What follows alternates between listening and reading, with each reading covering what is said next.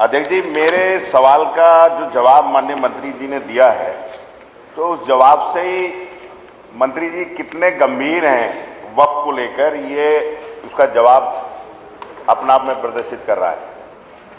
और सब लोग जानते हैं कि वक्फ बोर्ड या वक्फ की जितनी भी संपत्तियां हैं वो उत्तर प्रदेश सरकार के अंतर्गत ही आते हैं। ऐसा नहीं है कोई वो प्राइवेट है। मेरा माननीय मंत्री जी ने जवाब दिया है कि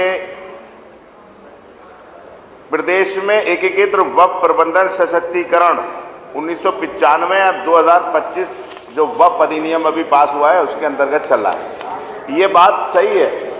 अभी अध्यक्ष जी, वक्फ अधिनियम 2025 जो अभी ये नया बिल पार्लियामेंट के अंदर पास हुआ, उसके अंतर्गत एक आदेश हुआ है कि उम्मीद पोर्टल पे जितनी उत्तर प्रदेश में जो 2,40,000 वक्फ संपत्तियां हैं उन्हें दर्ज कराना कंपलसरी है।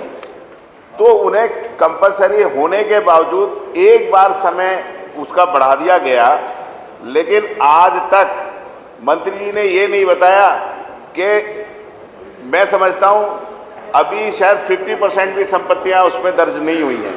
तो क्या कोई ऐसा इंतजाम माननीय मंत्री जी ने कोई ऐसी कार्य योजना बनाई है कि ये रजिस्ट्रेशन 100% 100% हो जाए? दूसरा सर, अभी तक जो मेरे पास जानकारी है 70% वक्फ के जो मुतवल्ली हैं जो उसकी देखरेख करते हैं वो 70% मुतवल्लियों की नियुक्ति करी नहीं गई है। जब मुतवल्ली नियुक्त नहीं होंगे तो सर ऐसे समझो कि संपत्ति जैसे वक्फ की संपत्ति लावारिस है तो उसका उम्मीद पोर्टल पर रजिस्ट्रेशन कौन कराएगा? और दूसरा एक और चीज़ है सर, जो वक्फ की संपत्तियां हैं उस पर सुप्रीम कोर्ट ने भी अभी आदेश किया है और उसके बाद जगह जगह पूरे प्रदेश के अंदर उस पर कब्जे हो रहे हैं। और कब्जा कोई भूमाफिया करे वो अलग बात है।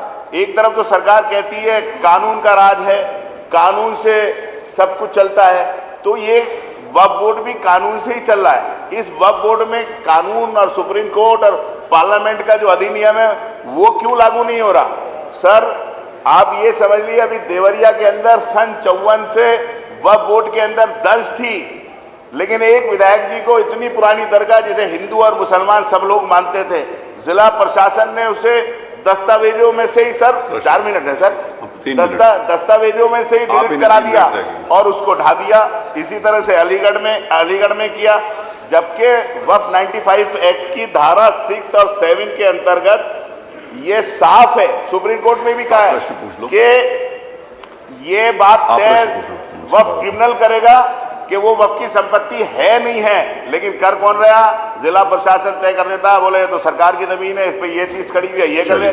मैं माननीय मंत्री जी से सिर्फ इतना पूछना चाहता हूं कि क्या आप कोई ऐसी कार्य योजना बनाएंगे कि जल्दी से जल्दी जो आपने सीओ बनाए हैं उनके रोजाना वहां बैठ के सुनवाई करने का, उम्मीद पोर्टल पे 100% 100% संपत्ति दर्ज करने के लिए, और जो संपत्तियों पर प्रशासन गलत तरीके से वक्फ ट्रिब्यूनल की जो नियुक्ति है उसे पूरी करने के लिए, और जो प्रशासन उन पर कब्जे कर रहा है उसे रोकने के लिए कोई कार्य योजना बनाई है या नहीं बनाई? श्री नफीस अहमद।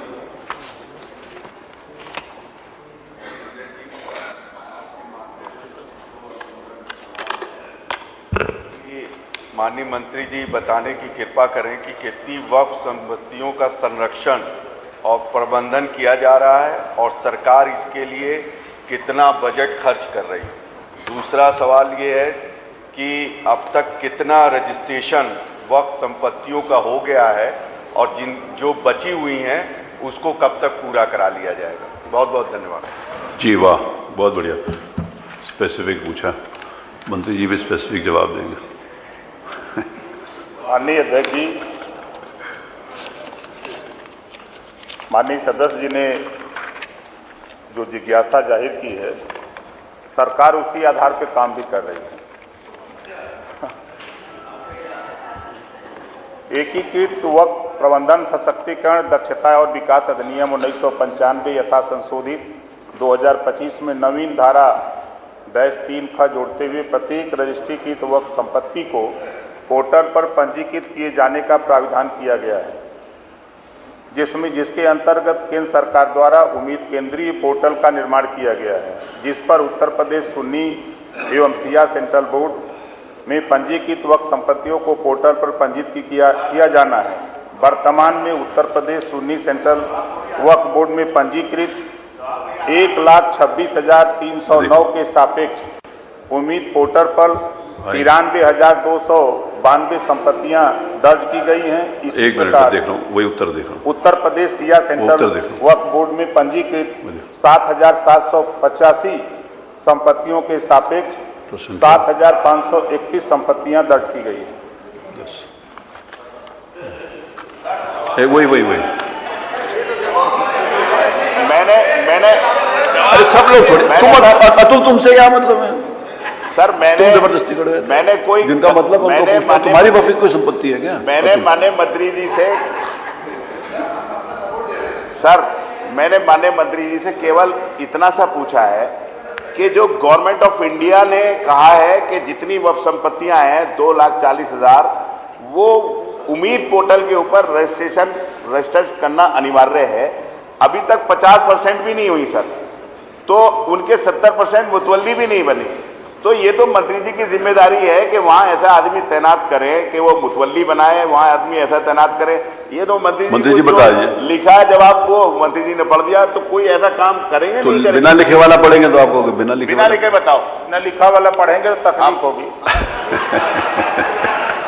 अरे वही बिना तकलीफ वाला पढ़ेंगे, बिना तकलीफ वाला पढ़ेंगे। इतने विवाद आ रहे हैं, जो बात माननीय सदस्य जी ने कहा है, इतने विवाद आ रहे हैं, आपस के विवाद हैं। हम बड़े कि तुम बड़े, हम मालिक बने कि तुम मालिक बनो, आपस में लोग लड़ रहे हैं।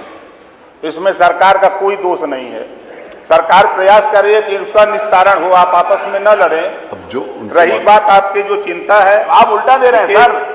लड़ाई सरकार बात सर जब उनके हिसाब से सीधा झगड़ा करने वाले है ही नहीं सर। जवाब ये कोई जवाब थोड़ी हो गया भाई। आप तो जो जवाब उनके पास है वही देंगे ना, जो आप चाहते हो जवाब देख रहे हैं, वही जवाब देना जरूरी थोड़ी है सर।